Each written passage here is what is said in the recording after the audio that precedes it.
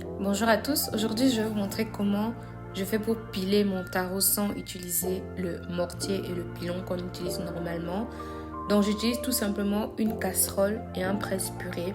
Le presse-purée qu'on utilise normalement pour la purée de pommes de terre, mais qui dans ce cas fonctionne aussi bien pour le tarot. Et j'utilise une casserole avec ça. Dans tous les cas, vous allez voir dans la suite de la vidéo. Voilà, donc on commence tout de suite. Ça c'est le tarot que j'ai déjà bien cuit comme il se doit. Et maintenant je viens tout simplement piler avec mon presse-purée. Il faut vraiment aller le plus vite possible pour éviter que le tarot ne durcisse. En fait il faut faire comme on fait quand on fait avec le mortier. Mais il faut aller encore plus vite. Sachant que c'est quand même plus compliqué de le faire avec un presse-purée qu'avec un pilon. En tout cas c'est ce que moi je trouve. Et puis, il faut éviter de mettre beaucoup trop dans la casserole. Idéalement, il serait préférable que quelqu'un vous aide en rajoutant le tarot au fur et à mesure que vous écrasez avec le presse-purée. Mais bon, ici, j'étais toute seule, donc c'est pour ça que j'ai mis directement une petite quantité dans la marmite. Puis, j'ai enchaîné tout de suite avec le processus, comme vous pouvez le voir. Donc voilà, j'essaie d'aller au plus vite possible.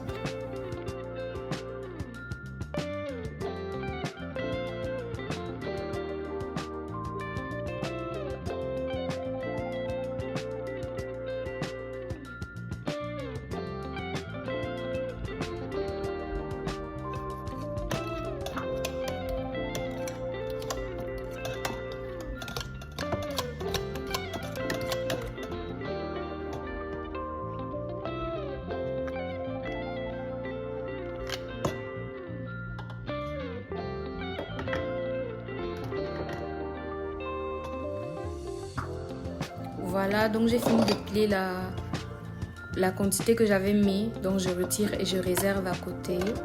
Voilà, vous voyez que c'est vraiment bien lisse. Peut-être pas aussi lisse qu'avec le pilon et le mortier, mais bon, pour quelqu'un qui n'a rien d'autre, ça fait franchement l'affaire.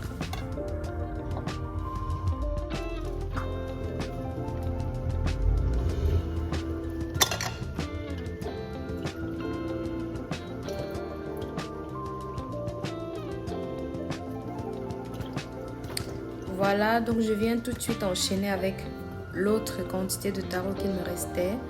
Donc là, je prends d'abord la peine d'éplucher et ensuite je vais procéder comme j'ai fait avec la première partie. Donc, je mets la quantité que je peux piler et ensuite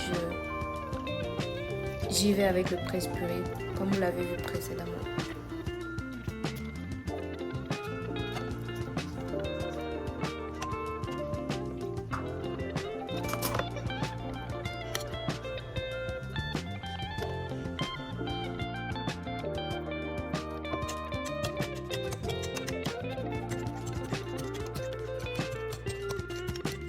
Voilà, je tiens à préciser que cette méthode fonctionne vraiment si vous avez un tarot qui est vraiment bien mou. Bon, après, c'est difficile de savoir quelle sera la nature du tarot quand on l'achète. En tout cas, pour moi, je ne sais pas.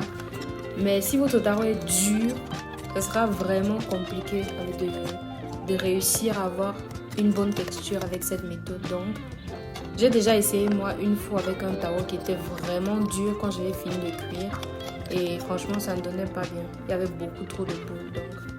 Mais là, j'ai eu la chance de tomber sur un tarot qui était bien mou, donc ça a plutôt fonctionné.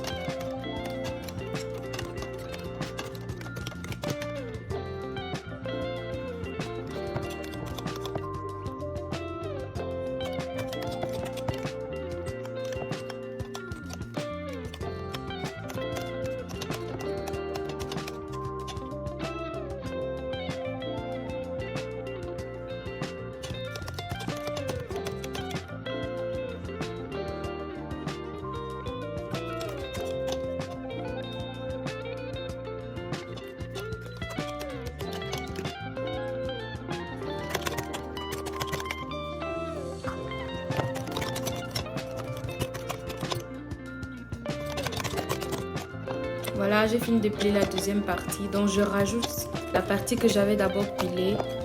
Et comme ça, je mélange le tout une fois. Voilà, ça c'est vraiment le résultat final de plus près. Comme vous pouvez voir, le tarot est plutôt lisse, comme on aime bien. Je ne vous dis pas qu'il n'y a pas de boule, mais bon, c'est une alternative pour ceux qui n'ont vraiment pas de pilon, pas de mortier. Je sais qu'il y a certains qui utilisent aussi le mixeur, mais moi, je n'ai jamais essayé, donc je préfère encore ça. Donc voilà, c'est tout. Merci d'avoir regardé. N'hésitez pas à vous abonner. Merci, au revoir.